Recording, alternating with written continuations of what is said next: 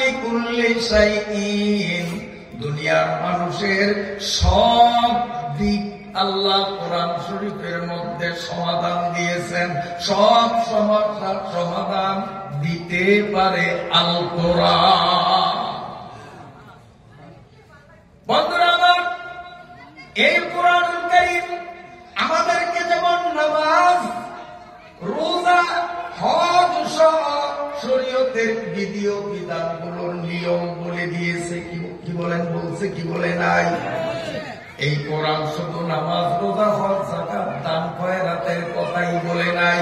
এই পবিত্র কোরআন আমার সংসার কিভাবে পরিচালনা করব, দাম্পত্য জীবনে স্বামী ও স্ত্রীর পারস্পরিক দায়িত্বভার কার কতটুকু কোরআনে বলা আছে কি নাই? বাবা সন্তানদের মাঝে বাবার প্রতি সন্তানের কি দায়িত্ব, সন্তানের উপর বাবার কি কর্তব্য কোরআনে আছে না নাই? এমন একটা দিক পাওয়া যাবে না যেই দিকটার সমাধান কোরআনে নাই। কাজী কোন জাতি ব্যক্তিগত বিজয় কিংবা সামাজিক বিজয় কিংবা আঞ্চলিক বিজয় অথবা বৃহৎ পরিসরে জাতীয় পর্যায়ের বিজয় অর্জনে সক্ষম হয়, তখন তারা এই বিজয় উল্লাস করার পদ্ধতিটা কি হবে? আমার আল্লাহ যদি কোরআনে এটি না বলে, তাহলে কোরআন কমপ্লিট কোড অফ লাইফ হইতে পারে না, পূর্ণাঙ্গ জীবন বিধান হইতে পারে না। তাই বিজয় উল্লাসের পদ্ধতিটা আল্লাহ ইজাজা সূরার মাধ্যমে আমাদের জানিয়ে দিয়েছে। অতএব নামাজ আমরা যখন পড়ব, আলিম ওলামাদের কাছে জিজ্ঞেস করে জানবো আমার নামাজ কিভাবে পড়তে হবে, কোরআনে কি শিক্ষা দিয়েছে। আমি যাকাত দিব, আলেমদের থেকে মাসালা জিজ্ঞাসা করব। আমি ব্যবসা করব, তখনও তো আমার কর্তব্য, যেহেতু ব্যবসা সংক্রান্ত সিদ্ধান্ত কোরআনে আছে, আলেমদের কাছে গিয়ে আমার জানতে হবে কিভাবে ব্যবসা করলে হালাল হবে আর কিভাবে করলে হারাম হবে, জানার দরকার আছে কিনা। কিন্তু আমরা ওই নামাজ, রোজা, মরা মানুষ দাফন করা, হজে গেলে হজের বিধিবিধান, এগুলো আলেমদের থেকে জিজ্ঞেস করে করে জানি। আর আমি দোকান দিলাম, সেখানে আলেমদেরকে একেবারে ভুলে থাকি তা না, আলেমদেরকে স্মরণ করি, দাওয়াত দেই। কেন? যে হুজুর দোকান দিলাম, একটু মিলাদ করিয়া যান, দোয়া করিয়া যান, দোয়ার জন্য। কিন্তু ভুলেও কোনদিন আলেমদের কাছে ব্যবসা সংক্রান্ত মাসআলা জিজ্ঞেস করিনি, অথচ আল্লাহর কোরআনে ব্যবসা সংক্রান্ত মাসলা মাসাইল আছে না। যারা বিজয়ী, বিজয় অর্জন যারা করবে, যারা সফল কাম হবে, বিজয় উল্লাস কিভাবে করতে হবে, মুসলমানের বাচ্চা তোমাদের প্রথম উচিত ছিল বিজ্ঞ আলেমদের শরণাপন্ন হওয়া। হুজুর আল্লাহর ফজলে আমরা যখন বিজয় লাভ করলাম, আমরা যখন জিতে গেলাম, এখন আমাদের উল্লাস করার সিদ্ধান্ত আল্লাহর কোরআন ভিত্তিক কিভাবে হবে, দয়া করে একটু জানিয়ে দেন। মুসলমান হিসাবে সেইভাবেই তো উল্লাস করার কথা ছিল, ঠিক কিনা? আমার ভাইরা বাবাজিরা, আমার আল্লাহ বিজয় উল্লাস কিভাবে করবেন এই সূরার মধ্যে বলেন, ফাসাব্বিহ বিহামদি রাব্বিকা ওয়াস্তাগফিরহু ইন্নাহু কানা তাওয়াবা। আল্লাহ বলেন, জালিমদেরকে তোমরা মোকাবেলা করে যখন তাদেরকে হটিয়ে জালিমের উপর তোমরা বিজয় অর্জন করবে, বিজয় উল্লাসের পদ্ধতি হলো তিনটা। এই তিনটার তিনটাই করবা, এটি হলো তোমার বিজয় উল্লাসের পদ্ধতি। 1 নম্বর, ফাসাব্বিহ, বিজয় যখন অর্জন করলা, তুমি মনে প্রাণে বিশ্বাস করতে হবে এই বিজয় তোমার অর্জন নয়, এই বিজয় মহান আল্লাহ রাব্বুল আলামিন তোমাদেরকে দিয়েছেন, তাই তুমি বিজিত হয়েছো। ঠিক না? আর কারণ যারা 5 তারিখে নতুন বিজয় আনছে, আমি তাদের উদ্দেশ্যে বলি, বাবারা, তোমাদের চেয়েও বর্ষিয়ান রাজনীতিবিদ, তোমাদের চেয়েও শক্তিশালী রাজনৈতিক সংগঠন বছরের পরে বছর চেষ্টা করেও কিচ্ছু করতে পারলো না। নেই তোমাদের সংগঠন, নেই তোমাদের কোন অস্ত্র শস্ত্র, এরপরেও বিজয় যখন ছিনিয়ে আনছ, এটা তোমাদের অর্জন না। যদি মানুষের অর্জন হতো তাহলে বড় বড় রাজনৈতিক দল এরাই বিজয় আনতে সক্ষম হতো। অতএব বিজয় দেয় কে? জোরে বলেন, বিজয় কে দেয়? আল্লাহ তাই বলতেছেন, বিজয় তোমাদের নিজস্ব কৃতিত্ব নয়। এই বিজয়টা যেহেতু আমি আল্লাহর পক্ষ থেকে অর্পিত, অতএব বিজয়ের উল্লাস করার পদ্ধতি হল ফাসাব্বিহ বিহামদি রাব্বিকা ওয়াস্তাগফির। 1 নম্বর সুবহানাল্লাহ, 1 নম্বর আল্লাহর তাসবিহ করতে হবে। কি করতে হবে? আপনার ছেলের চাকরি হয়ে গেছে, আপনি বিজয় করলেন, বলবেন কি? সুবহানাল্লাহ। আপনার ছেলে এমএ পাস করছে, আপনি যখন রেজাল্ট আউট হইল কি বলবেন? বলেন না, বলেন না সুবহানাল্লাহ, তখন সুবহানাল্লাহ বলবেন। আল্লাহ বলেন শুধু সুবহানাল্লাহ বললেই উল্লাস শেষ হবে না, 2 নম্বরে তোমার যাওয়া লাগবে বিহামদিহি, আলহামদুলিল্লাহ তোমার বলতে হবে।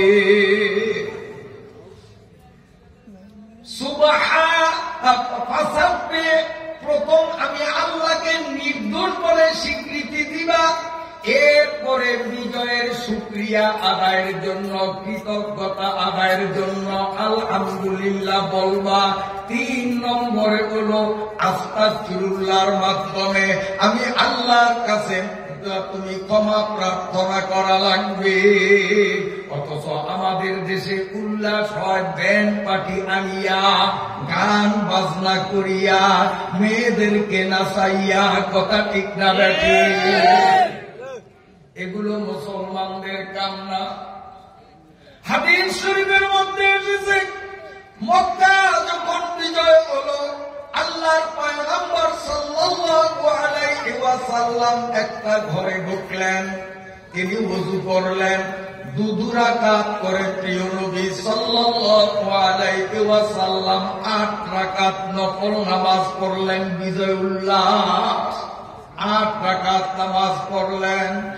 8 রাকাত নামাজ শেষে আল্লাহর নবী আরফার ময়দানে দাঁড়িয়ে বলিষ্ঠ কণ্ঠে ঘোষণা দিয়ে দিলেন, ইউসুফ আলাইহিস সালাতু ওয়াস সালাম তার ভাইদেরকে যেমন বলেছেন, লা তাসরিবা আলাইকুম, ও ভাইরা তোমরা যে আমার উপর জুলুম করেছ, আমি তোমাদের সাধারণ ক্ষমা করলাম, প্রতিশোধ নেব না।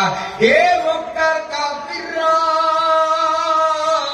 আমাদেরকে তোরা যত জ্বালাতন দিয়েছ, যত বেয়াদবি করেছ, আজকের বিজয়ের দিনে, বিজয়ের উল্লাসের বক্তৃতায় আমি নবী ঘোষণা দিলাম, তোমাদের থেকেও কোনো প্রতিশোধ নেওয়া হবে না, কারো দোকান লুট হবে না, কারো ঘর বাড়িতে আগুন দেওয়া হবে না। আমাদের দেশে গুলো আছে না, চাঁদাবাজি করা যাবে না।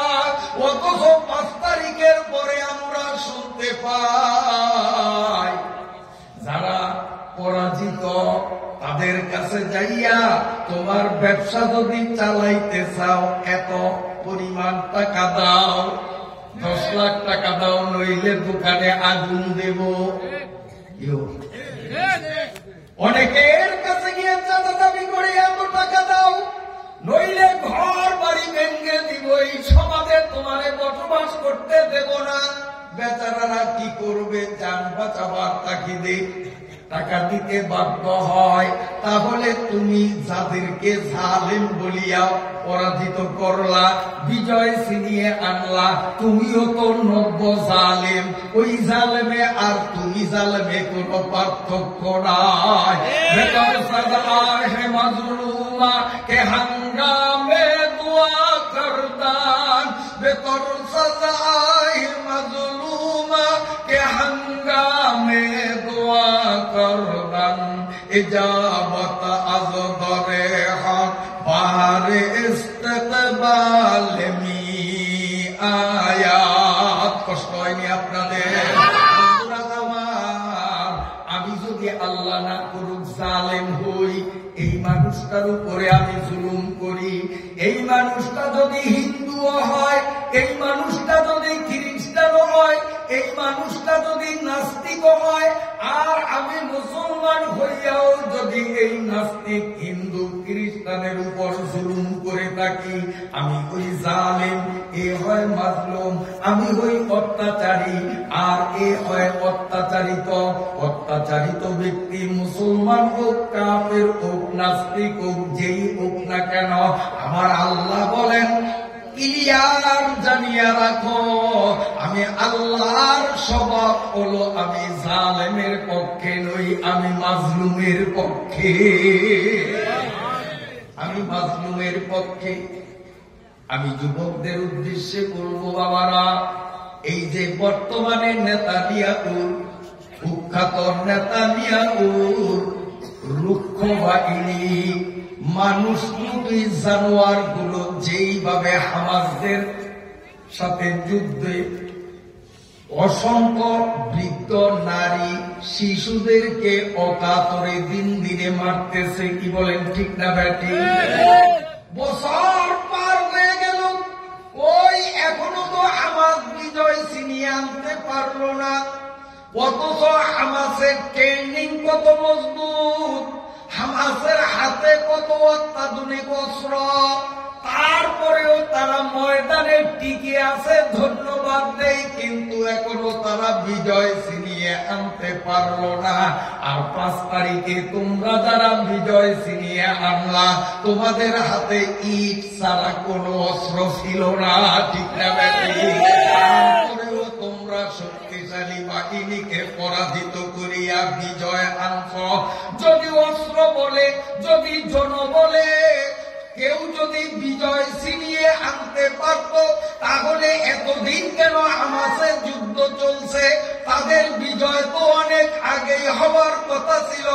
এটাই প্রমাণ হয় তোমাদের এই বিজয় তোমাদের কৃতিত্ব নয়, এই বিজয় খাস আল্লাহর মেহেরবানি, আল্লাহর দয়া।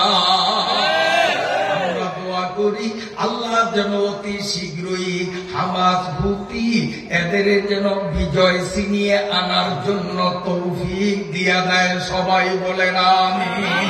ফিলিস্তিনের স্বাধীনতা, লেবাননের শান্তি শৃঙ্খলা অতি দ্রুত আল্লাহ যেন ফিরিয়ে দেন, চিল্লিয়া বলেন আমিন। এবার তো বুঝলাম বিজয় এটা আমার অর্জন নয়, এটা আল্লাহর দান। আল্লাহর দান যখন বিজয়, এই বিজয়ের উল্লাস করার পদ্ধতি আল্লাহ সূরার মাধ্যমে দিয়া দিলেন। ফাসাব্বিহ বিহামদি রাব্বিকা ওয়াস্তাগফিরু। সুবহানাল্লাহ বলিয়া প্রথমে আল্লাহর নির্দোষের সাক্ষী দাও, তারপরে আলহামদুলিল্লাহ বলিয়া তার কৃতজ্ঞতা আদায় করো, আর ৩ নম্বরে ওয়াস্তাগফিরু, তার কাছে ক্ষমা চাও। এখন এখানে আমরা এই 2টা বুঝলাম যে আল্লাহর তো দোষ নাই, কাজে নির্দোষী হিসাবে সাক্ষী দিলাম। আর আল্লাহ যখন দয়া করিয়া আমাদেরকে বিজয় দিলেন, তো আল্লাহর প্রশংসা করতে হবে, অকৃতজ্ঞ নিমক হারাম যেন না হই, বুঝলাম। কিন্তু আস্তাগফিরু তো বুঝে আসলো না। আস্তাগফিরু মানে অপরাধ করলে অপরাধী ক্ষমা চাওয়া। এই বিজয় তো আমাদের সময়ের দাবি ছিল, জান বাজিরা করে রাখিয়া আমরা বিজয় ছিনিয়ে আনলাম। আমরা তো অপরাধ করিনি, বরং ভালো কাজ করলাম। আল্লাহর কোরআনে কেন আস্তাগফিরু বললো? অপরাধ করলেন আস্তাগফিরু, আমরা তো অপরাধ করিনি। একটা প্রশ্ন হয় কিনা? এই প্রশ্নের সমাধান দরকার আছে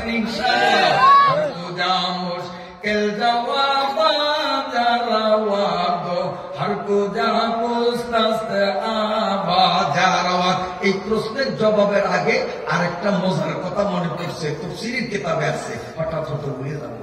সেটি হলো মক্কা বিজয়ের পর ওমর রাদিয়াল্লাহু তাআলা আনহুর পরামর্শে রাসূলুল্লাহ সাল্লাল্লাহু আলাইহি ওয়াসাল্লাম রাষ্ট্র পরিচালনার জন্য একটা উপদেষ্টা পরিষদ গঠন করেছেন।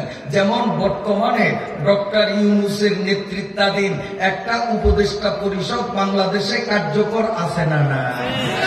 রাসূলুল্লাহ সাল্লাল্লাহু আলাইহি ওয়াসাল্লাম জীবিত থাকাকালীন ওমর রাদিয়াল্লাহু তাআলা আনহুর প্রচেষ্টায় তাৎক্ষণিক একটা উপদেষ্টা পরিষদ গঠন করা হলো এবং এই উপদেষ্টা পরিষদে কোন মন্ত্রণালয়ে কাকে দিবে, কে কিসের উপদেষ্টা হবে, এইটা বন্টন করতে গিয়ে বদরি সাহাবী যারা মুরব্বী সাহাবী, বয়োজ্যেষ্ঠ সাহাবী, দাড়ি সাদা, এদেরকে প্রাধান্য দিয়েছে।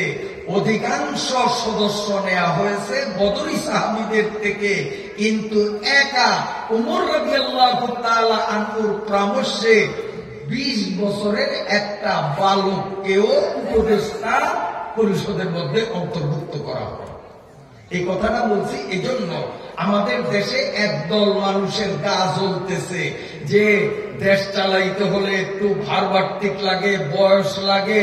এই ছাত্র আন্দোলন করছে, এদের মধ্যে যে নাহিদ আর একটা কি আসিফ, এই ছোট্ট পোলাপাইন, এই 20-22 বছরের পোলাপাইন এত বড় শেয়ার কেন দিল?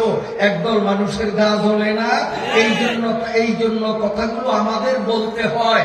এই নাহিদ আর আসিফের মতো 20-22 বছরের যুবকরা নতুন আজকে এই উপদেষ্টা পরিষদের সদস্য হয়নি, বরং 1500 বছর পূর্বে রাসূল করিম সাল্লাল্লাহু আলাইহি ওয়াসাল্লামের জীবদ্দশায় বিশ্ব নেতা হযরতে ওমর ফারুকের মতো নিপুণ দক্ষতা সম্পন্ন বিচক্ষণ বর্ষিয়ান রাজনীতিবিদ,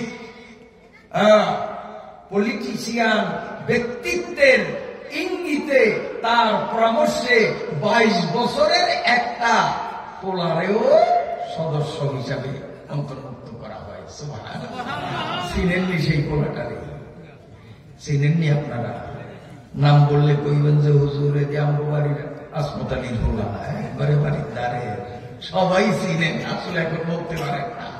আল্লাহর নবীর চাচার নাম ছিল আব্বাস, আপন চাচা। এই আব্বাস রাদিয়াল্লাহু তাআলা আনহুর ছেলে, তার নাম ছিল আব্দুল্লাহ।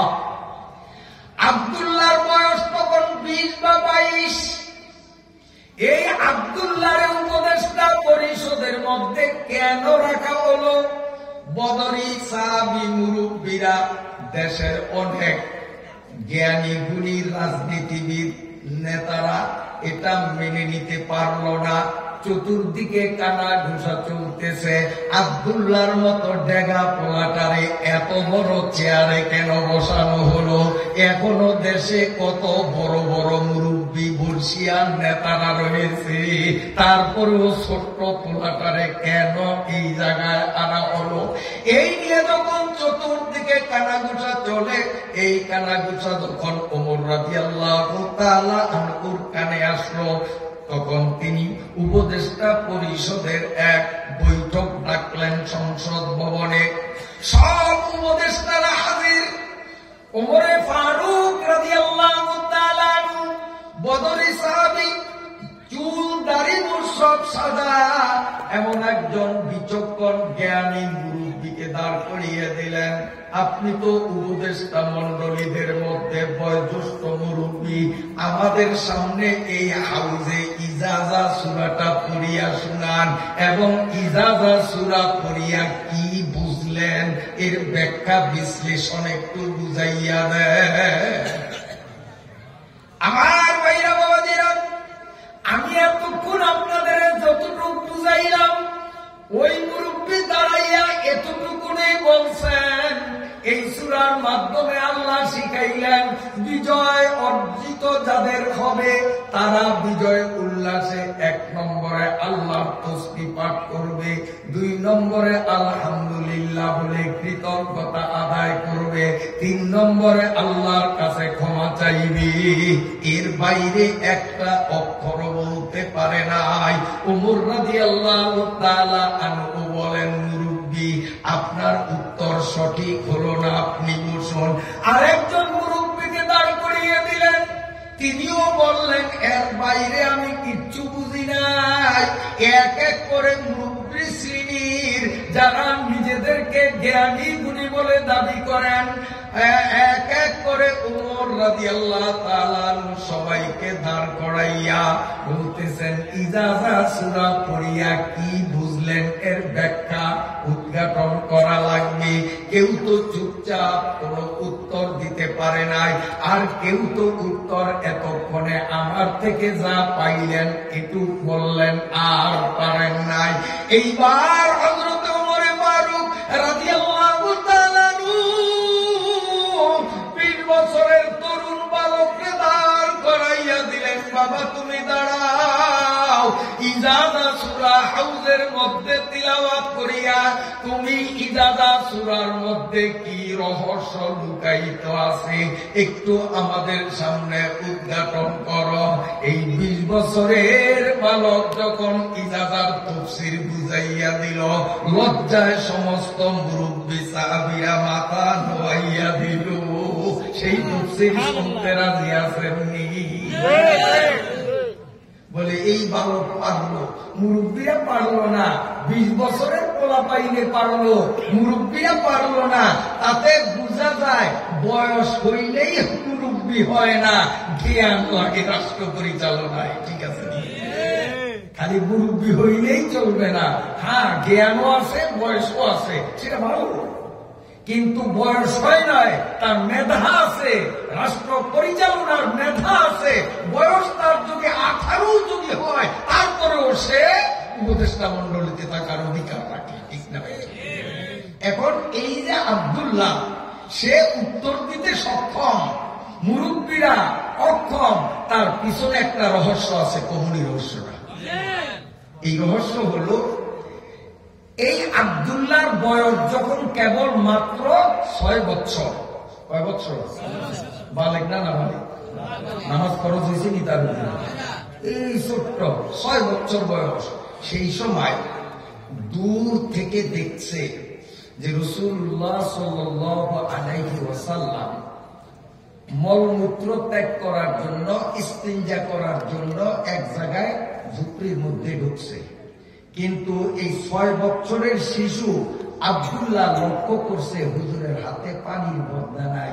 কারণ সৌদি আরবে বাংলাদেশের মতো পানি এত সহজলভ্য নয়। ওই দেশে পেট্রোলের চেয়ে পানির দাম বেশি। আমি নিজে দেখে আসছি, পেট্রোলের চেয়ে পানির দাম বেশি। এখন তো কত অত্যাধুনিক যুগ, তারপরেও পেট্রোলের থেকে পানির দাম বেশি। আর নবীর যুগে তো এই অত্যাধুনিক প্রযুক্তি ছিল না, তখন পানি আরো কত সংকট ছিল। কি বলেন? রাসূলুল্লাহ পানি নাই, বিনা পানিতে তিনি শুধু ঢিলাই ব্যবহার করবেন। গেছে 6 বছরের বালক, জোয়ানরা ভালো করে শোনো, 6 বছরের শিশু দূর থেকে বলে করছে যে নবীজি তো পানি ছাড়াই ইস্তেঞ্জায় গেছে, নবীজির তো এখন পানির দরকার। ছটপট করিয়া দৌড়াদৌড়ি করিয়া ছোট্ট শিশু 6 বছরের বালক আব্দুল্লাহ 1 বদনা পানি জোগাড় করছে, অনেক কষ্টে। আল্লাহর নবী যেই বাথরুমে ঢুকছে, আব্দুল্লাহ কোন সাউন্ড করলো না, কথা বললো না, নিজের মেধা খাটাইয়া 1 বদনা পানি বাথরুমের সামনে রাখিয়া চলিয়া আসছে। নবীজি সাল্লাল্লাহু আলাইহি ওয়াসাল্লাম ঢিলা ব্যবহার করিয়া পরিচ্ছন্ন হলেন। পানি খরচের ব্যবস্থা তো হবে না, কিন্তু বাইরে আসিয়া দেখেন 1 বদনা পানি বিদ্যমান। আল্লাহর পয়গম্বর ইস্তিনজা সারলেন, সারিয়া আসিয়া তথ্য দিলেন এখানে কে পানি রাখলো। লোকেরা সাক্ষ্য দিল আর কেউ না, আপনার আপন কাস্ত ভাই আব্দুল্লাহ। 6 বছরের শিশুটা দেখলাম 1 বদনা পানির জন্য দিক বিদিক ছুটাছুটি করিয়া মাথার ঘাম পায় ফালাইয়া আপনার জরুরত মিটানোর জন্য 1 বদনা পানির ব্যবস্থা করে দিয়েছেন। সঙ্গে সঙ্গে আমার নবী হাত উঠাইয়া আরশে আজিমে কল করা আরম্ভ করে দিল, আল্লাহ এই 6 বছরের ছোট্ট শিশুর খিদমত দেখিয়া আমি নবীর কলিজা ভিজিয়া গেছে। আল্লাহ গো, তোমার কাছে আমি দোয়া করি, আল্লাহুম্মা আল্লিমহু তাবিল, আল্লাহুম্মা আল্লিমহুল কুরআন। ও আল্লাহ, এই কোরআন নাজিলের পর থেকে নিয়া কিয়ামত পর্যন্ত এই কোরআনের যত তাফসীর কারক পৃথিবীতে আসবে, সব তাফসীর কারকদের তাফসীরের এলেম একত্রিত করলে এলেমের পরিমাণ, তাফসীরের পরিমাণ যা হবে, আমার চাচাতো ভাইয়ের পেটের মধ্যে তুমি সকলের চেয়ে বেশি কোরআনের তাফসীরের জ্ঞান দিয়ে দাও। দোয়া, মুরব্বীকে দোয়া লাগেনি? আর এখন আমাদের যুবকদের অবস্থা হলো, ওর দাদার বয়সী দুই মুরব্বী রাস্তার কিনারে বৈশা রোদ পোয়ায় আর ও সাইকেল দিয়ে যায়। বেয়াদবের মতো মুরব্বীদের মাথার উপর দিয়া অনেক সময় প্যাডেলের খোসায় কোন মুরব্বী কাইত হইয়া যায়। এমন ঘটনা সমাজে আসেনি? এগুলি বেয়াদব। মুরব্বীর দোয়া লাগে, মুরব্বীর দোয়া লাগে, উস্তাদের দোয়া লাগে, আলেম উলামার দোয়া লাগে। আল্লাহর রাসূল দোয়া করেছেন, আল্লাহর রাসূলের দোয়া কবুল হবে কি হবে না বলেন? আল্লাহ রাব্বুল আলামিন এই ছোট্ট শিশু আব্দুল্লাহর পেটের মধ্যে এমন ইলম দিয়ে দিলেন, সারা দুনিয়ার সমস্ত মুফাসসিরদের জ্ঞান একত্রিত করলে আর একা আব্দুল্লাহর পেটের মধ্যে কোরআনের তাফসীরের যেই জ্ঞান আছে, ওই জ্ঞানের সামনে দুনিয়ার সকলের জ্ঞান হলো এক ফোঁটা, একা আব্দুল্লাহর জ্ঞান হলো মহাসাগর। হযরতে আব্দুল্লাহ 20 বছরের বালক যখন ইজাজা সূরার গোপন রহস্যটা উদ্ঘাটন করিয়া ব্যাখ্যা বুঝাইয়া দিলেন, লজ্জায় সমস্ত সাহাবা একরাম মাথা নিচে দিয়া বললেন, আসলে আব্দুল্লাহ বয়সে ছোট হলেও জ্ঞানে আমাদের চেয়ে বড়। বয়সে ছোট হলেও জ্ঞানে আমাদের চেয়ে বড়। কোন দিক যা আপনাদের কষ্ট হয় মনে হয়? আরেকদিনের ঘটনা, এই আব্দুল্লাহ পরিচয়টা একটু দিই। 4টা ইহুদি, একটার দুইটা, 4টা প্রশিক্ষিত ইহুদি ওমর রাদিয়াল্লাহু তাআলা আনহুর দরবারে আসছে। পরিকল্পিতভাবে আজকে তারা ওমরকে আটকাইয়া ইসলামকে দুনিয়ার থেকে মিটিয়ে দিবে। আয়েশাই বলে, এ ওমর, আমরা তোমাকে বেশি না, মাত্র 4টা প্রশ্ন করব। ওমর কয়, ঠিক আছে করো, তবে কথা আছে, লিখিত পড়িত হবে, সই স্বাক্ষর হবে। আমাদের 4টি প্রশ্নের উত্তর যদি তোমাদের কোরআনের আয়াত দিয়া দিতে পারো তো তোমরা ইসলামের দাওয়াত দাও, আমরা বাধা দেব না। কিন্তু আমাদের এই 4 প্রশ্নের উত্তর যদি তোমাদের কোরআনের আয়াত থেকে দিতে ব্যর্থ হও তো আজ থেকে ইসলামের দাওয়াত বন্ধ, দুনিয়াতে আর লা ইলাহা ইল্লাল্লাহর আমল চলবে না, কোরআন চলবে না। কারণ তোমরা বলো সব সমস্যার সমাধান দিতে পারে আল কোরআন। আজকে যদি 4 প্রশ্নের সমাধান দিতে না পারে তাহলে তোমাদের কোরআন মিথ্যা বলে প্রমাণিত হবে, আর এই মিথ্যা কোরআনের দাওয়াত দুনিয়ায় আমরা চলতে দেব না। বিষয়টা কঠিন না নরম? এখন দরবারে যত সাহাবায়ে কেরাম সবার চেহারা মলি, ইসলাম আজকে থাকবে কি থাকবে না, ইসলামের অস্তিত্ব নিয়ে লড়াই, সবাই কিন্তু বলিন, ওমরের কোনো চিন্তা নাই, স্বাভাবিক। কি তোমাদের প্রশ্ন? এক এক কইরা ওদের 4টা প্রশ্ন ওরা করল। 4টা প্রশ্ন যখন করা শেষ, আমার দিকে চান, আমি কি করি একটু চান।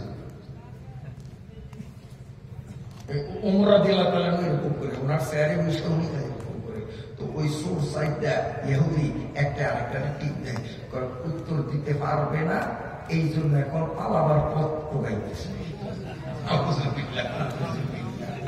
খবরে পারবে না, ইসলাম দুনিয়ার থেকে আজকেই বিদায়। এই কথাটা কিন্তু ওমরের কানে আসছে। আপনারা বলেন ওমর কি আবু বকরের মতো ভিজা মিলে মার্কা না আগুন মার্কা?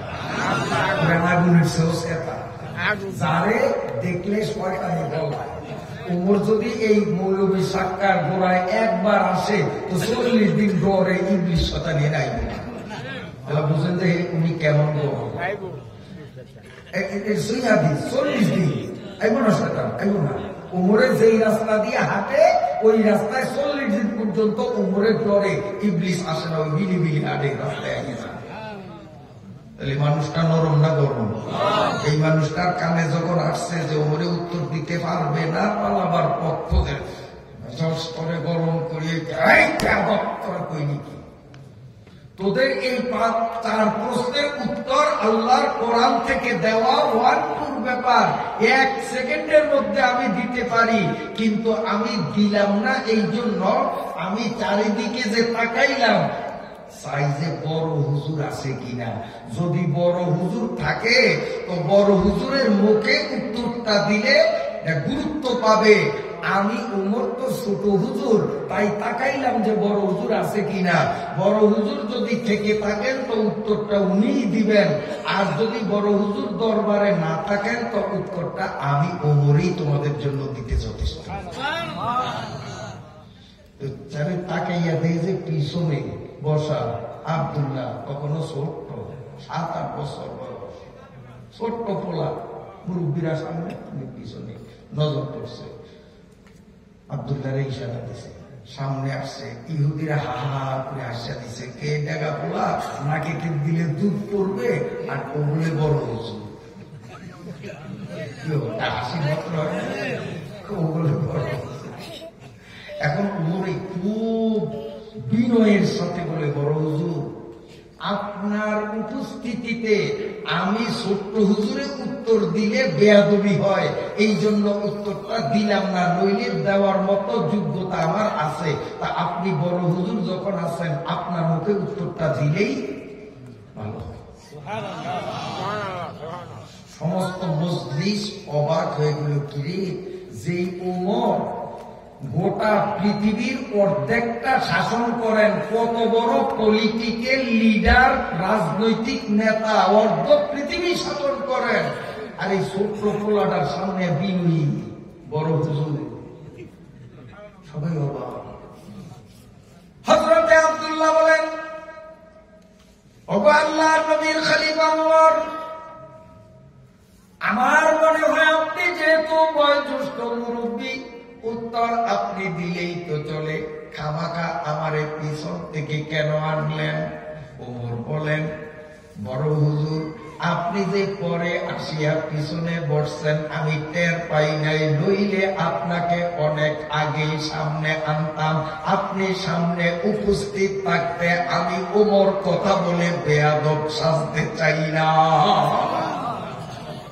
আর আমাদের দেশের অবস্থা, মাসলা মাসাইল নিয়ে দুইজনের মধ্যে তর্ক বিতর্ক হলে মাওলানা হাসান সাহেব কোনো কথা না বলতেই পাশের থেকে আরেক মূর্খ, যারে বুম মারলে আলিফ বাহির হইবে না, ফতুয়া দেওয়া শুরু করে।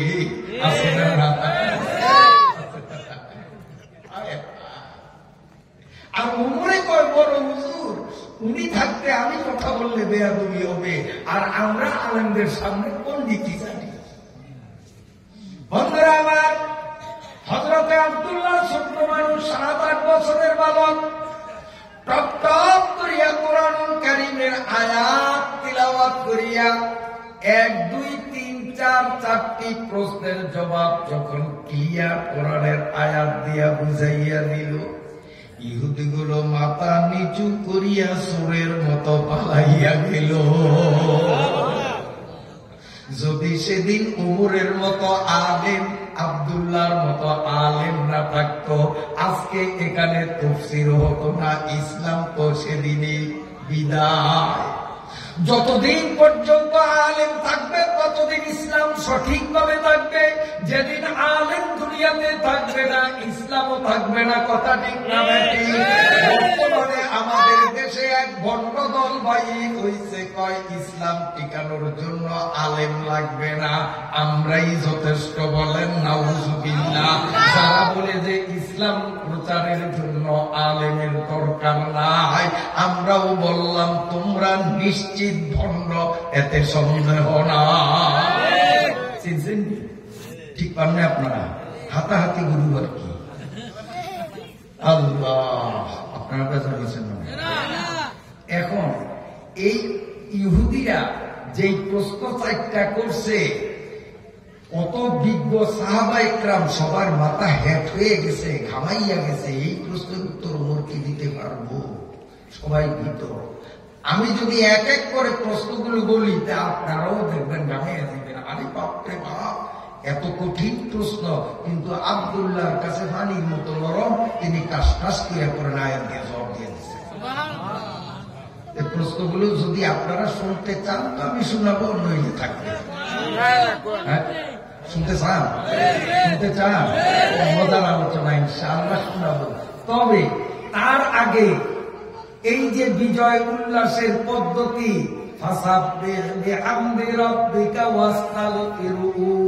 দুইটা তো বুঝলাম, আল্লাহ নির্দোষ, তার কোন দোষ নাই, এই কথা স্বীকৃতি দিলাম। আর বিজয় আল্লাহ প্রদত্ত দান, অতএব আলহামদুলিল্লাহ তারা আল্লাহর শুকরিয়া আদায় করলাম। কিন্তু 3 নম্বরে যে ওয়াস্তাগফিরুহু ইন্নাহু কানা তাওয়াবা, আল্লাহর দরবারে ক্ষমা চাইতে বললেন কেন? এটা তো বুঝলাম না। কারণ জালিমদের বিরুদ্ধে সংগ্রাম করিয়া বিজয় ছিনাইয়া আনা তো কোনো অপরাধ না। আর এটা যখন অপরাধ না, এখানে মাফ চাওয়ার নির্দেশটা কেন? এই প্রশ্ন রাইখা গেছি, মনে আছে? স্মরণ করে দিলাম এই জন্য, যাতে আপনারা মোটামুটি আশ্বস্ত হতে পারেন যে অন্তত 20 মাইল দূরে যাওয়ার পরেও হুজুরে যখন পয়েন্টে আসছে, তো ইহুদিদের সাই প্রশ্ন এখন রাখিয়া যদি এইভাবে 100 মাইল দূরেও যদি যায়, টপ করিয়া আবার জায়গা মতো আসতে পারবে। এটা তো ইনশাআল্লাহ আপনারা বুঝতে যাতে পারেন, এই জন্য এই জায়গায় নিয়ে আসলাম আপনাদেরকে। বন্ধুরা আমার, ভালো করিয়া শুনেন, অপরাধ করলে ক্ষমা চাইতে হয়। অপরাধ না করেও যদি কেউ ক্ষমা চায়, তাহলে মুরব্বীর কাছে দাম বাড়িয়া যায়। একজন অপরাধী, মনে করেন আমার ভাই যদিও ছোট, আমার খাওয়াতে ভাই, আমি আপনার উদাহরণস্বরূপ বলি, উনি আমার চেয়ে বয়োজ্যেষ্ঠ, আমি ছোট্ট, আমি অপরাধ করছি, ওনার সাথে বেয়াদবি করছি। আমি যদি ওনার কাছে মাফ চাই, উনি আমারে মাফ করবেন। মাফ চাইছি কারণে আমার প্রতি উনি সন্তুষ্ট হইবেন। কথা সত্য না মিথ্যা? কিন্তু আমি কোনো অপরাধ করি নাই, ওনার সাথে বেয়াদবি করি নাই, তারপরেও যদি বলি ভাইয়া আমার অজান্তে না জানি কত বেয়াদবি হইয়া গেছে, আমারে মাফ করেন, বলেন তো অপরাধ না করিয়া মাফ চাইলে উনি আরো বেশি খুশি হবেন না কম খুশি হবেন?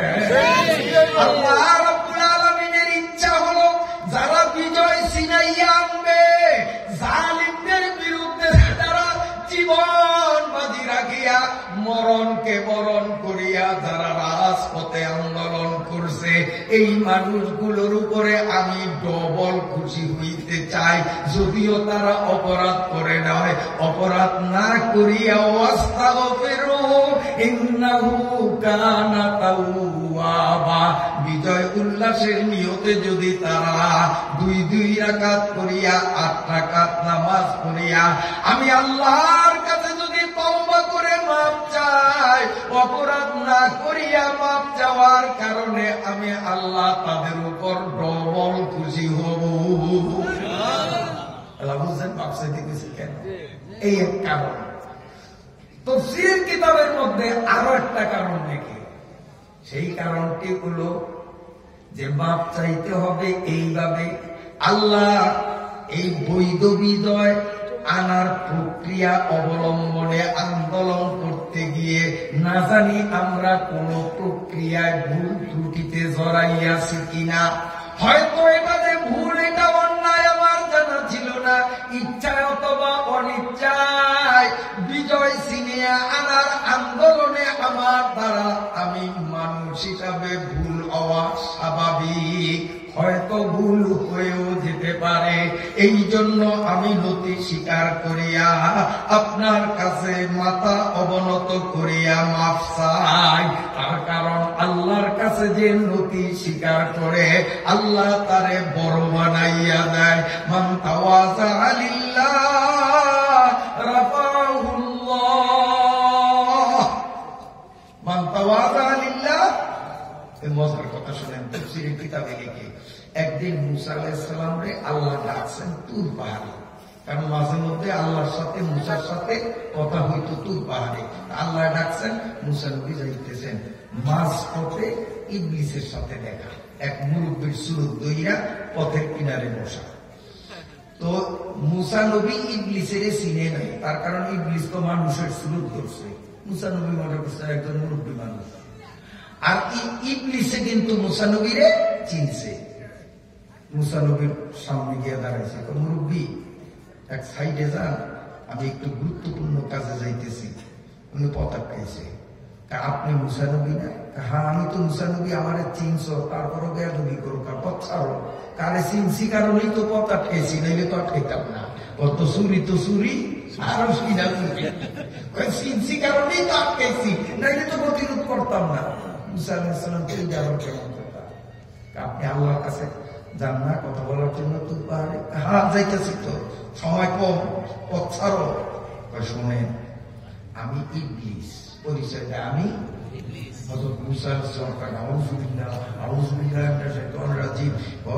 শয়তানে মুসা আলাইহিস সালামের হাত ধরে মাপ চাই, আপনার কাছে মাপ চাই, আউযুবিল্লাহ বোমা মারি আমারে তাড়ায় না। আমি কি বলতে চাই আমার একটু কথা বলার সুযোগ দেন, কারণ আউযুবিল্লাহর বোমা আমি সইতে পারবো না, আমি শেষ হয়ে যাবো। দয়া করি আমার দুইটা কথা শোনেন। তো মুসা নবী একদিকে রাগী, আরেকদিকে আবার কোমল হৃদয়ী, হ্যাঁ কাঁচা। কি করি গো, আপনি তো আল্লাহর কাছে যান, তো আল্লাহর কাছে আমার পক্ষে আপনি দুইটা কথা বলবেন। কি কথা? যে আল্লাহরে বলবেন যে আল্লাহ, ইবলিসের সাথে পথে দেখা হয়েছে, সে অন্যায় করিয়া শয়তান হয়েছে, এখন ভালো হইতে চায়, সে আপনার কাছে মাফ চায়। আপনি আল্লাহর একজন উচ্চ পদের নবী, আপনি যদি আমার পক্ষ হইয়া আল্লাহর কাছে সুপারিশ করেন, তাহলে আল্লাহর দয়া হবে, আল্লাহ আমারে মাফ করবে, আমি আর শয়তানি করবো না, আমি একটা দরবেশ হয়ে যাবো, আমি ভালো হয়ে যাবো। মুসা আলাইহিস সালামের কলিজাটা এত বড় হয়েছে, আল্লাহ রে, শয়তান যদি ভালো হইয়া যায় তাহলে দুনিয়াতে আর শয়তানি থাকবে। শয়তান যদি সেদিন দরবেশ হয়ে যাইতো তো নেতানিয়াহু এত নারী শিশু মারত। শয়তান যদি সেদিন দরবেশ হয়ে যাইতো তো ভণ্ড মুদি আমাদের নামে এই মিথ্যা কথা দুনিয়ায় ছড়াইতো। কথা কন না কা? এই শয়তান যদি ভালো হইয়া যাইতো তো জালেমরা আমাদের উপরে জুলুম করতো, সাদাবাজরা সাদাবাজি করতো। এত করে সব শয়তানের কারণে মুসা আলাইহিস সালামের কলিজাটা এত বড় হয়ে গেছে। আল্লাহ, দুনিয়াটা শান্ত হবে, সোরার সবে মাত্র সুবুদ্ধির উদয় করছে। ঠিক আছে ঠিক আছে ঠিক আছে, তোর কারণেই তো গোটা দুনিয়ায় অশান্ত। আমি একেবারে তোর কথা কমু কমু কমু, কারণ তুই ভালো হইলেই দুনিয়াটা শান্তি হইত। ইবলিসও খুশি, আজ একটা কিছু হবে, কারণ তুই পাহাড়ে মুসা নবী যদি আমার পক্ষে সুপারিশ করে, তা আল্লাহ ওই সুপারিশ হালাই দিবি না, আমি আল্লাহর নিকটে বসবো।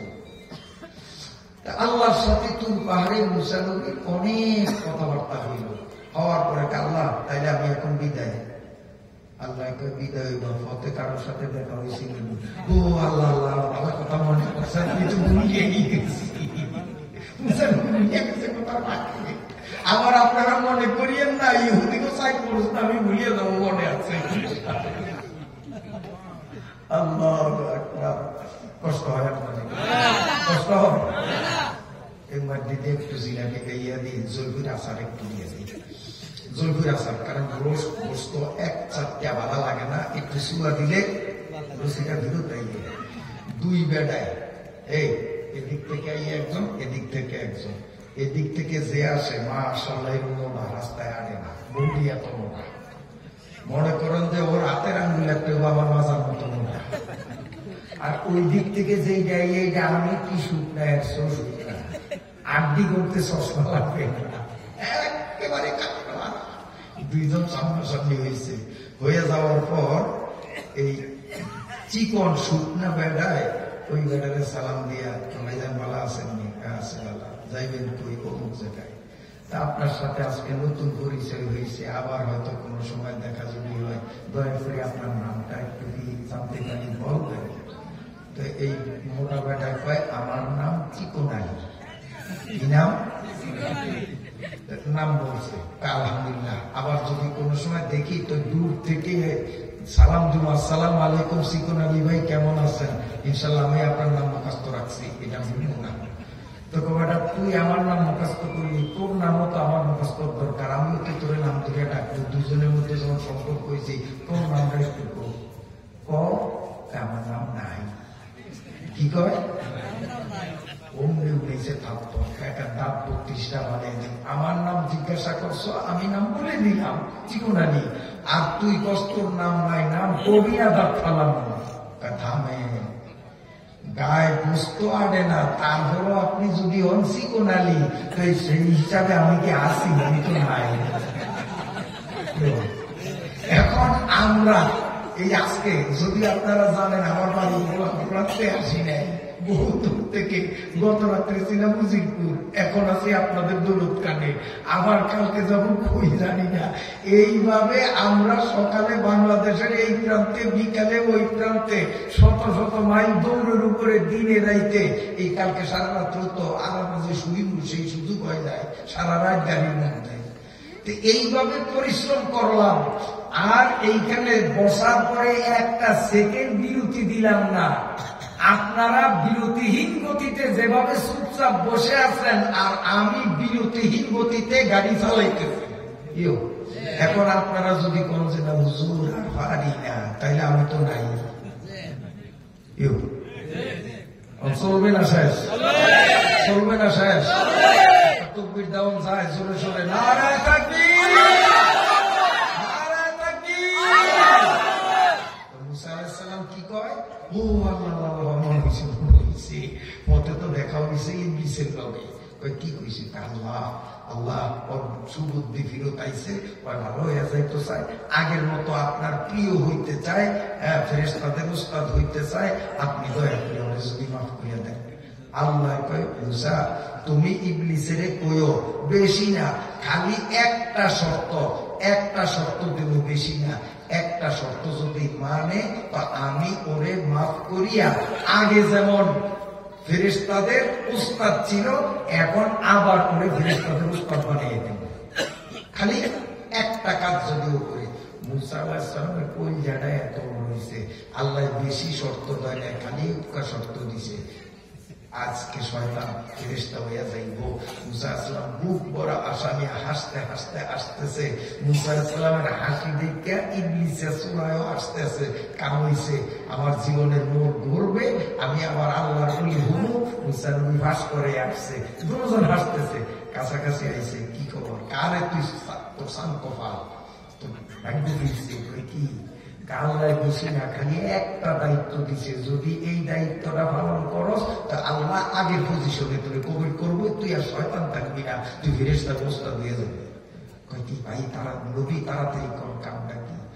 কামটা হইল আল্লাহ কইয়া দিছে যে আদম তো আর এখন দুনিয়াতে নাই, তো আদমের কবরটা অমুক জায়গা, একটু আদমের কবরটা জিয়ারত করিয়া সেখানে দাঁড়াইয়া যদি বলে আদম আমি আপনারে সেজদা না করিয়া অপরাধ করছি, ভুল করছি, আপনি মাফ করিয়া দেন, আল্লাহ মাফ করবে।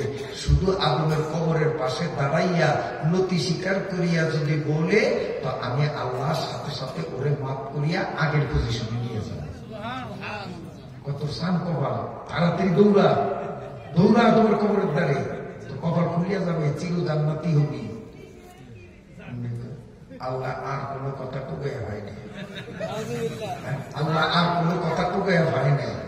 যেই আদম জেতা থাকতে আমি তার কাছে আত্মসমর্পণ করে মরি নাই, এখন বুঝি মরার কাছে গিয়ে নতি স্বীকার করবো। এইটা হবে না। আল্লাহর কাছে যাও, আবার জিজ্ঞাসা করো, এইটা ছাড়া যদি অন্য কিছু থাকে তো আই এম রেডি। হচ্ছে তাই পেশা এসায় তাবুয়া হালকে খুদরা কম জানা তোমার দাসাওয়া। রব্বুল আলামিন মুসা আলাইহিস সালাতু ওয়াস সালামকে ডাক দিলেন, মুসা, এই গৌরবের কারণেই তো ইবলিস শয়তান হইয়া গেল। সেই গৌরবের মাদ্দা তার থেকে এখনো দূর হয় নাই। এই গৌরব থাকার কারণে আমি আল্লাহ তারে মাফ করলাম না। আল কিবরিয়া উরিদাই, গৌরব একমাত্র করার অধিকার একজনের, তিনি হলেন কে? আল্লাহ রাব্বুল আলামিন গৌরবকে পছন্দ করেন না। যে যত নতি স্বীকার করে সে তত বেশি আল্লাহর প্রিয়ভাজন হয়। যখন বিজয় অর্জনকারীরা বিজিত হইয়া বিজয় অর্জন করিয়া তাদের মধ্যে একটা গৌরব, অহমিকা, আমিত্ব ভাব আসতে পারে, আমরা কি কম এত বড় কাম করছি। আল্লাহ রাব্বুল আলামিন বলেন, যদি তোমরা এইভাবে বিজয় অর্জনের কারণে দাম্ভিক হয়ে যাও, শয়তানের খাসলাত তোমাদের মধ্যে ঢুকবে। শয়তান যেমন আমার রহমত থেকে বিতাড়িত হয়েছে, তুমিও বিতাড়িত হইবা। এই জন্য অপরাধ না করলেও নিজের নমনীয়তা প্রকাশের জন্য আস্তাগফিরুহু ইন্নাহু কানা তাওয়াবা, অপরাধ না করলেও নতি স্বীকার করিয়া আমার কাছে মাফ চাও, আমি আল্লাহ তোমার পদমর্যাদা বাড়াইয়া দেব। আল্লাহর কাছে যে যত নত হয় আল্লাহ তাকে তত বড় বাড়ায়। ইহুদিরা প্রশ্ন করছে, কয় না ওইটা কষ্ট করে আপনাদের, কারণ রাত তো কম না, 10টা 20-এর মতো প্রায়। মাহফিল তো আরো চলবো, কটা বাজাইতাম, এটা একটা কথা কম। 12টা বাজাইলে কাইল যে বেড়ায় ওই বেড়ায় বাজে, আমি বাজাম কি আরে আমরা তো এক, আমরাও ভয়ে মানুষ, আমিও ভয়ে মানুষ, আমি নিয়ে আমরা 12টা বাজাই। ঝগড়া লাগে, একটা আরেকটা চিনেও ছড়া, 12টা বাজে, 12টা বাজান কি ভালো লাগে, 12টা বাজাই। জিকির করেন লা ইলাহা ইল্লাল্লাহ, লা ইলাহা ইল্লাল্লাহ। এই যুবকরা যাইস না, তবুও আজ সামনে আসতেছে। ওয়াস্তাগফিরহু বলছি, ইন্নাহু কানা তাওয়াবা, দেখা তোকে দরকার, যাইস না। যদি মুখে ধরে তাড়াতাড়ি মুখকে আবার শিগগির হয়, নাহলে ওগুলো নাফাক করলে এখানে আবার এর সাথে জমাত চলবে, কালকে মুশকিল হবে। এই জন্য মুখকে তাড়াতাড়ি আবার চলে আসবি, দেরি হবে না। আল্লাহ তাআলা কবুল করো। লা ইলাহা ইল্লাল্লাহ, লা ইলাহা ইল্লাল্লাহ, লা ইলাহা ইল্লাল্লাহ, লা ইলাহা ইল্লাল্লাহ, মুহাম্মাদুর রাসূলুল্লাহ। আল্লাহ আস্তাগফিরহু বলিয়া থামে নয়, সেই সাথে কি বলছে? ইন্নাহু কানা তাওয়াবা। অর্থ কি? আমি আল্লাহর পরিচয় হলো যে আমার কাছে কেউ যদি নতি স্বীকার করে, যত বড় পাপী হোক না কেন, আমার কাছে নতি স্বীকার করতে দেরি, আমি আল্লাহ তাকে ক্ষমা করতে দেরি করি। সারা পৃথিবীর জিন, সারা পৃথিবীর মানুষ সবাই যদি পাপী হয়, আর সকলের পাপকে যদি এক জায়গায় রাখা হয়, আর তার সামনে আল্লাহর ক্ষমা যদি রাখা হয়, সারা দুনিয়ার মানুষের পাপ আল্লাহর ক্ষমার সামনে হলো একটা ফোঁটা, আল্লাহর ক্ষমা হইল মহাসাগর। কেমন মহাসাগর? একটু ব্যাখ্যা মুনি। হাদিস শরীফের মধ্যে আছে, আমার দিকে তাকান। মদিনার রাস্তার পাশে এক যুবক ধুকে ধুকে কাঁদতেছে, 2 চোখের পানি দিয়া, মরুভূমির পানি ভিজাইয়া কাঁদতেছে। উমর রাদিয়াল্লাহু তাআলা আনহুর মতো শক্ত হৃদয়ের মানুষটা এই যুবকের কান্না দেখিয়া তিনিও স্থির থাকতে পারলেন না। ওমর রাদিয়াল্লাহু তাআলা আনহুর মতো শক্ত দিলের মানুষ তারও মন নরম হইয়া চোখের পানি ঝরে খপ করিয়া হাত ধরলেন। বাবা, যুবক মানুষ, কেন এমন কাঁদতেছ? মা মারা গেছে, বাবা মারা গেছে, কেন তুমি কান্দো? যুবক হু হু করে কাঁদে আর বলে, ও আল্লাহর নবীর খলিফা, আমার মন বলতেছে আল্লাহর আসমানের নিচে জমিনের উপরে আমার চেয়ে বড় কোনো পাপী নাই। আমার আল্লাহর সামনে হাসরের ময়দানে আমার কি উপায় হবে? আপনি যেহেতু নবীজির আস্থাভাজন সাহাবী, দয়া করে আমাকে একটু নবীর দরবারে নিয়ে যান, নইলে আমার মতো বিশ্ব পাপী নবীর সামনে যাওয়ার ক্ষমতা নাই। হযরত ওমর ফারুক রাদিয়াল্লাহু তাআলা দুই চোখের পানি ছাড়িয়া যুবকের কান্নার সাথে তিনিও কাঁদতেছেন। যুবকরে হাত ধরিয়া নবীজির দরবারে নিয়ে গেলেন, নিয়েই বললেন, ইয়া রাসূলুল্লাহ, আমি ওমর, যারে দেখলে 40 দিন শয়তান ওই রাস্তায় আসে না। আমি এত কঠিন হৃদয়ের মানুষ, অন্যায়কারীকে দেখলেই তার মাথাটা শরীর থেকে কেটে জুদা করে দেই, কোনো মায়া নাই, দয়া নাই। এমন কঠিন হৃদয়ের ওমর এই যুবকের কান্নার কাছে দুর্বল হয়ে গেছি। নবী গো, ও আপনার দরবারে সুপারিশের জন্য, দোয়ার জন্য আসতে সাহস পায় না, নিয়ে আসলাম। আল্লাহর কাছে একটু দোয়া করুন, আল্লাহ যেন যুবকটারে ক্ষমা করে দেয়। আল্লাহর নবী বললেন, ও যুবক, তুমি কত বড় পাপ করেছো? তুমি কি জানো না বান্দার পাপের মাত্রা যা, আল্লাহর ক্ষমার মাত্রা তার চেয়ে বেশি।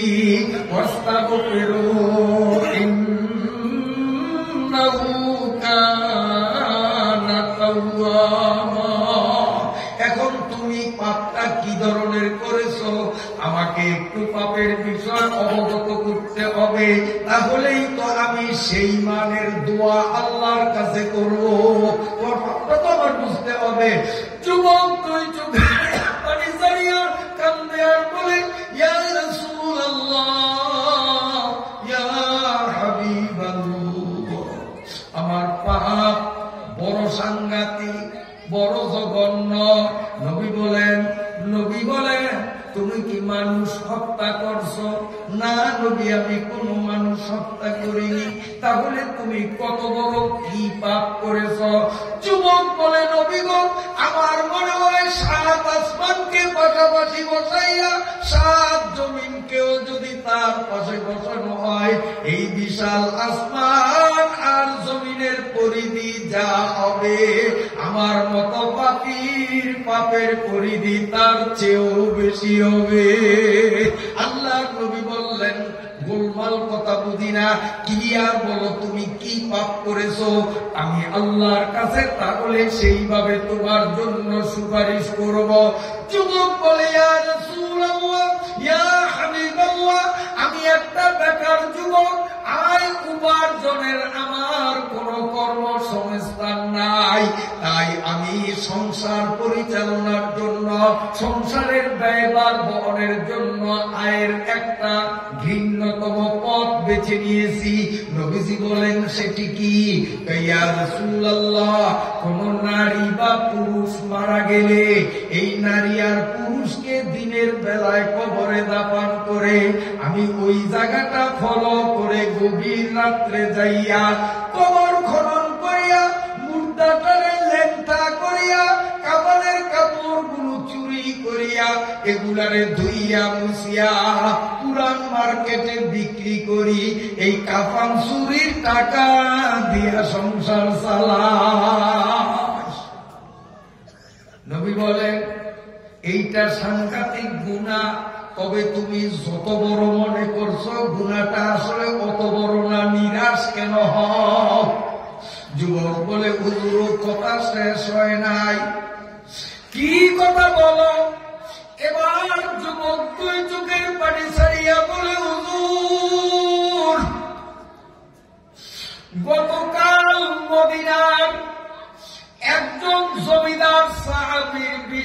সুন্দরী অবিবাহিতা যুবতী মেয়ে মারা গেছে। নবীজি বলেন জানাজা তো আমি ইমামতি করেছি। যুবক বলে হুজুর, এই বিশ্ব সুন্দরী মেয়েটারে যখন জানাজা পড়িয়া দাফন করছেন, গেল রাত্রে, গভীর রাত্রে অন্ধকারে আমি গোরস্থানে যাইয়া আমার নিত্যদিনের অভ্যাস অনুযায়ী কবরটারে খনন করিয়া আমি কবরের ভিতরে নামিয়া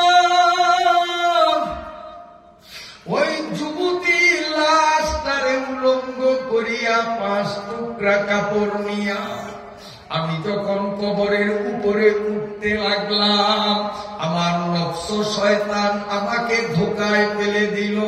আমারে আমার নফস বলে, রে যুবক, এরে যুবক, 5 টুকরা কাপড় নিয়েই তুই সন্তুষ্ট হইলি, একটু তসলাইট মারিয়া দেখ মেয়েটার চেহারা কত সুন্দর। এমন সুন্দরী মেয়ে জীবনে কল্পনাও করা যায় না।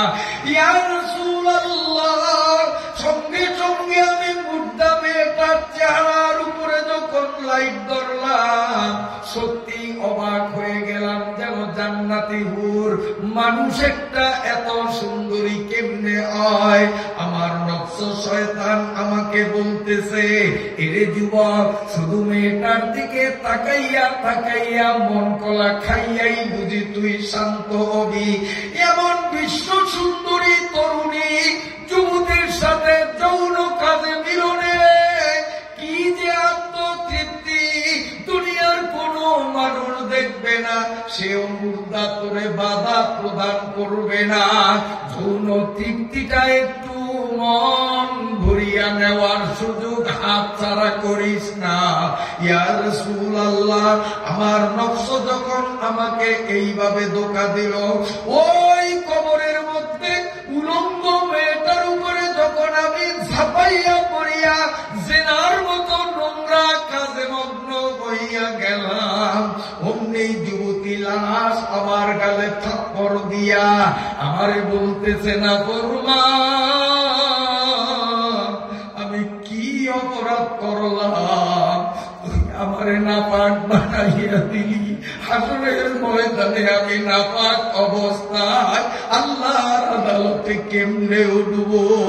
ইয়া রাসূলুল্লাহ, যুবতীর থাপ্পড় খাইয়া এই যুবতী লাশের কথা শুনিয়া আমার মনে আখিরাতের ভয় ঢুকিয়া গেছে, হাসরের ময়দানের ভয় ঢুকিয়া গেছে।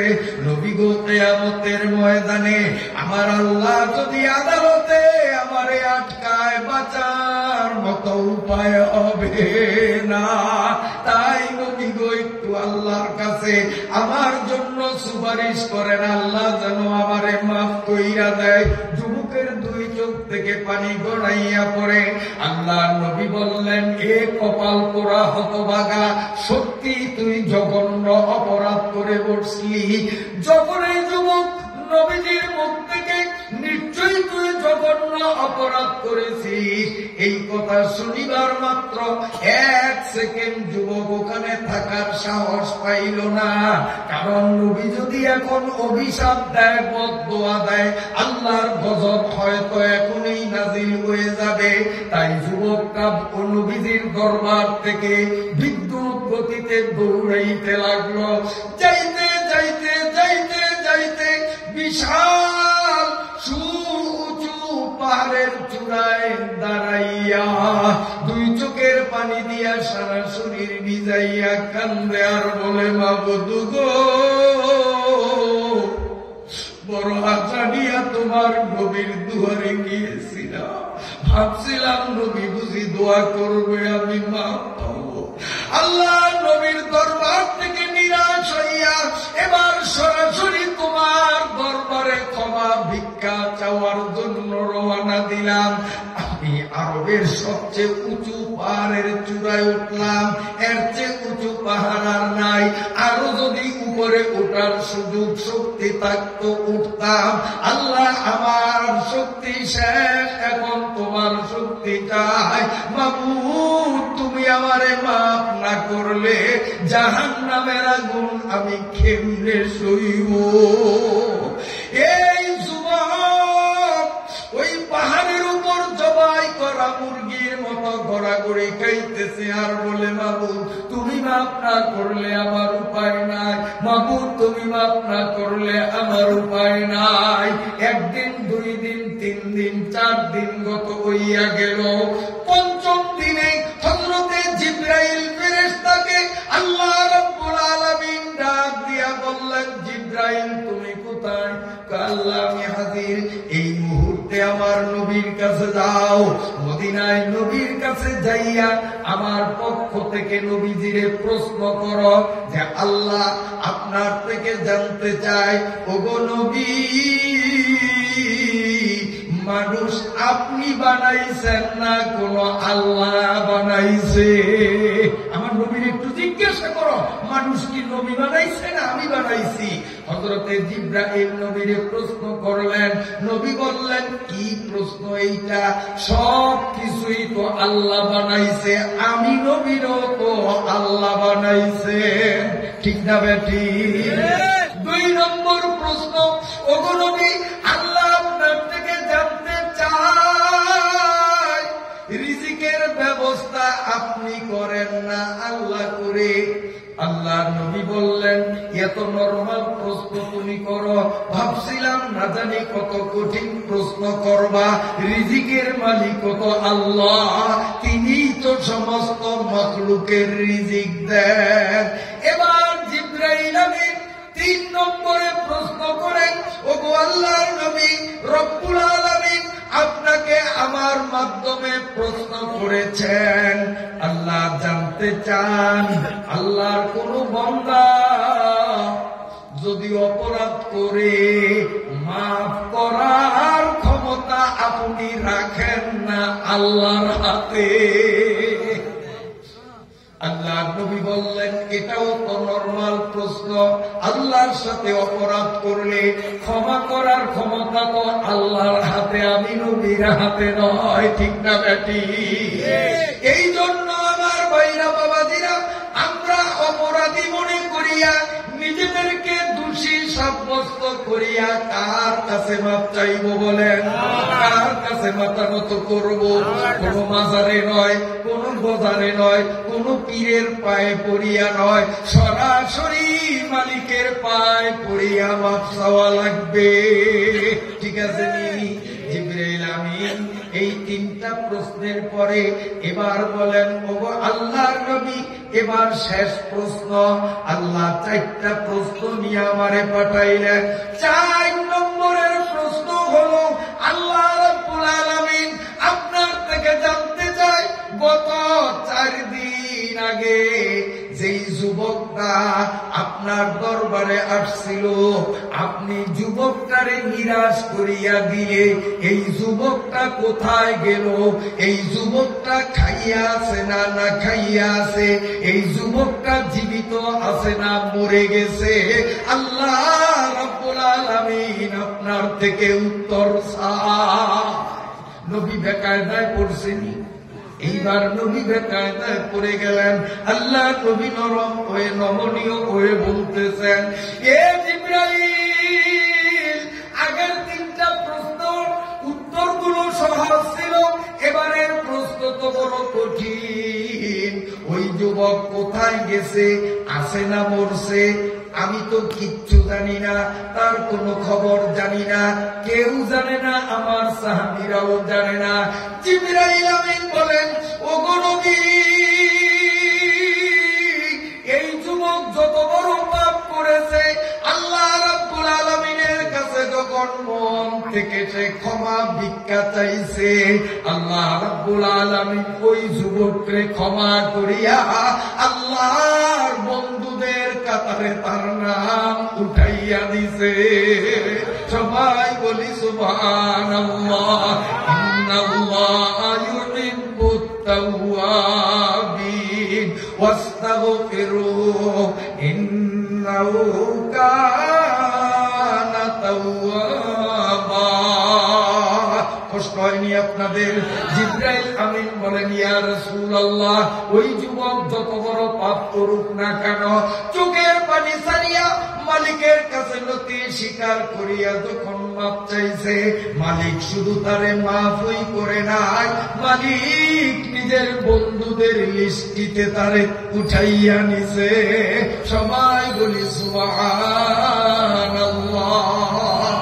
আল্লাহর নবী লজ্জিত হইয়া গেলেন। জিবরাইল আমিন বলেন, আমারে আমার আল্লাহ জানাইয়া দিছেন অমুক পাহাড়ের চূড়ায় ওই যুবক এখনো গড়াগড়ি করতেছে, এখনো কান্নাকাটি করতেছে, এখনো আল্লাহর কাছে মাপ চাইতেছে। আজকে 4টা দিন গত হলো আপনার দরবার থেকে নিরাশ হইয়া, এই 4 দিনের মধ্যে 1 সেকেন্ডের জন্য তার 2 চোখে ঘুম আসে নাই।